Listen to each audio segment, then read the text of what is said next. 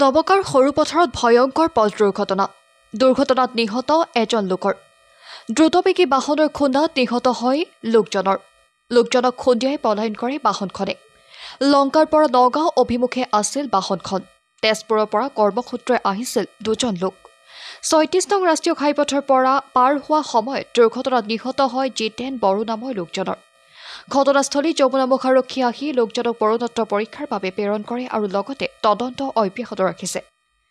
হয়, একতাত ক'বলৈ গ'লে মানে এইটো ৰাষ্ট্ৰীয় ঘাইপথত মানে এটা ক্ৰছিং আছে ধৰক আপোনাৰ অভাৰব্ৰিজৰ পৰা কমচে কম 100 মিটাৰ ওচৰত এই ক্ৰছিংটোৰ কাৰণে সপ্তাহত কমচে কম 4-5টা এক্সিডেণ্ট হয়েই। আমি ডিচি মহোদয়ক আৰু প্ৰশাসনক কৈ আছোঁ, অনুৰোধ কৰি আছোঁ যে এই ক্ৰছিংটো অতি সোনকালে বন্ধ কৰিব লাগে। ইয়াত সপ্তাহত কমচে কম 4-5টা এক্সিডেণ্ট হয়েই। গাড়ীখন ইন'ভা যেন পাইছোঁ, এটা কোম্পানীৰ গাড়ী হয়। আমাৰ যমুনামুখৰ অফিচাৰে এইটো ইনভেষ্টিগেশ্যন কৰি আছে, গাড়ীখনৰ বিষয়ে মানে তদন্ত কৰি আছে। ঠিক আছে, আপোনালোকে কি শুনিছিলে বা কেনেকৈ এক্সিডেণ্ট হ'ল? চাউণ্ড এটা শুনা পালোঁ সৰুপতা এই ক্ৰছিঙত দৌৰি পেলাই আহিলোঁ, আহি পেলাই দেখিলোঁ মানুহ এজন ইয়াত স্পট ডেড হৈ আছে। পিছত গম পালোঁ যে গাড়ীখনে খুন্দিয়াই গ'ল।